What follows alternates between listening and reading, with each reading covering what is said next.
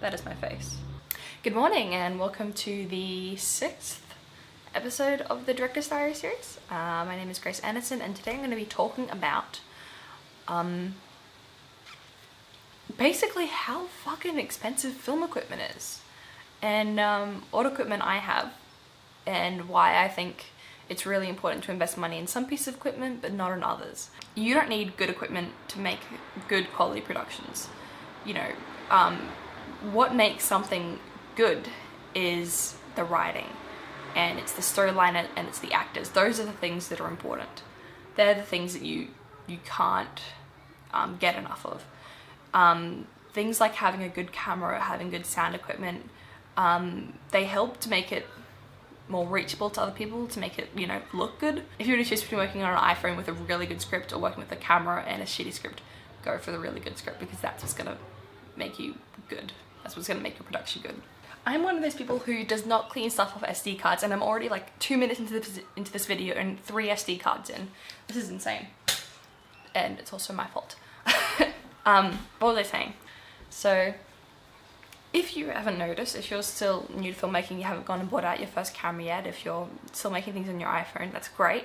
And you're starting to look at cameras, and you're starting to look at just general film equipment, you're gonna start to notice that everything is like at least $1,000.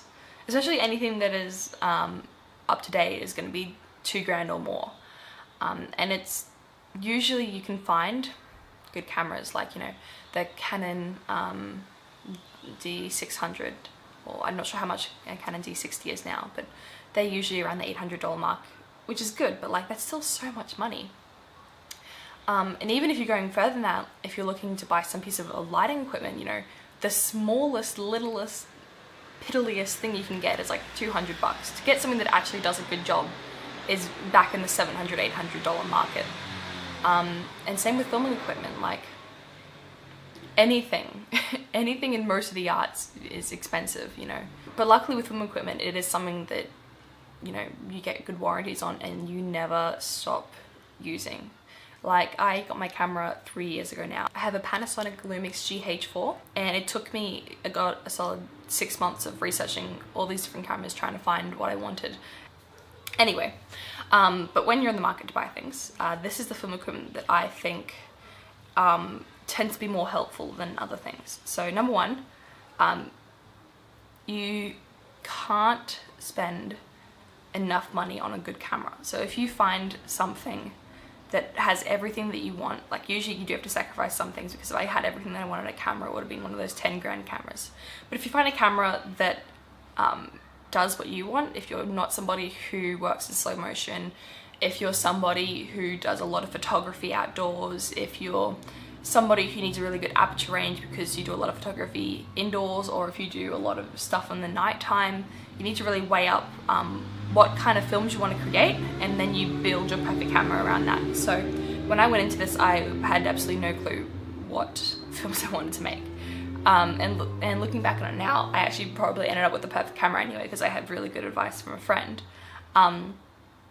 But my films always tend to include at least half the film takes place in the nighttime. Don't know why, I just like nighttime scenes. I always do something to do with the water. I don't know why, but my films always tend to revolve around how much water can change your life. And at the time, I didn't think I was going to be doing any photography because I'd never done photography before, but this year has turned out that I'm doing like 5 photo shoots a week, so I probably would have accounted for a better megapixel rate, but like in the end, I have a really good camera. So the first thing that you can't get away from is having a good camera.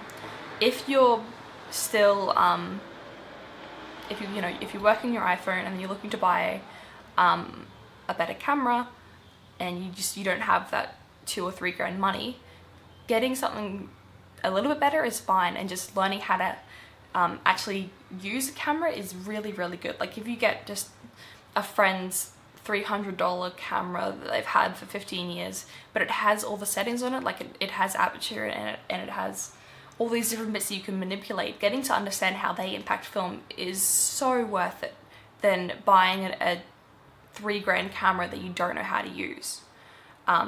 because it doesn't matter if it's that good. If you don't know what you're doing, you're not gonna be working with it well. The second thing that I bought when I got a camera was lighting equipment, which looking back at it now was really helpful when I was starting out because I had no bloody clue how to work lighting. But I think that if I could redo it, I wouldn't have bought any lighting equipment because, okay, so I worked for 3 years without any lighting equipment. All I took to all of my my sets were flashlights, car lights, camping lights, gas lights. I just found whatever things that emit light that were battery powered that I could, and I took them. And that worked out pretty well. Like, I got good enough lighting from that, and that was a whole lot cheaper than when I bought my first light, which is around $300, and it's good, but it doesn't do a whole lot.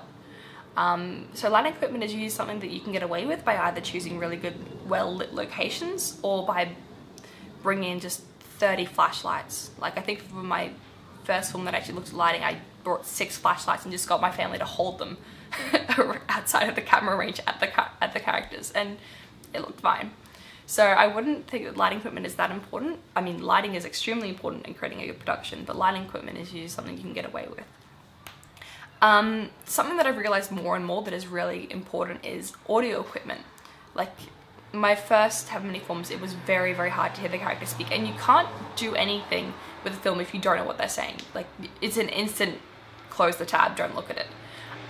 So getting yourself a good piece of equipment is really good. I started off with a little Rode mic. It was $80. It was good, but it really wasn't that much better than my camera. I recently bought this $200 Video Rode Mic Pro, which is absolutely amazing. And if you can just spend that $200, you won't need another microphone for the next 10 years. Like, it's going so well, and it has really good warranty.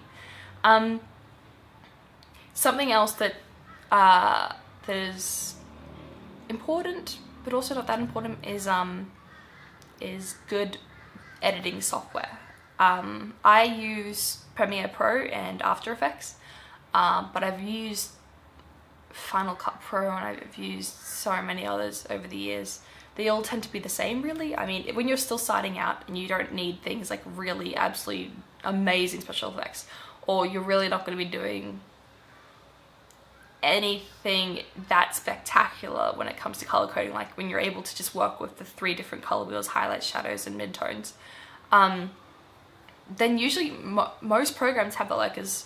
Like it isn't extremely important to get the best program out there, which I think would be Final Cut Pro or Premiere Pro. Premiere Pro is really good, but it is it's worthwhile. Like, it's one of those things. I mean, there's always the fact that you can torrent the entire Adobe suite, which is what I would have done. My bad. So in the end, that's the kind of stuff that you don't really need to pay for, because when you're still starting out, you're not going to be doing anything super, super spectacular or super, super hard. And as long as you have a program that allows you to experiment, then you're fine.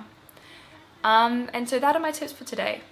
Hope you have enjoyed this, and I will speak to you soon. See ya.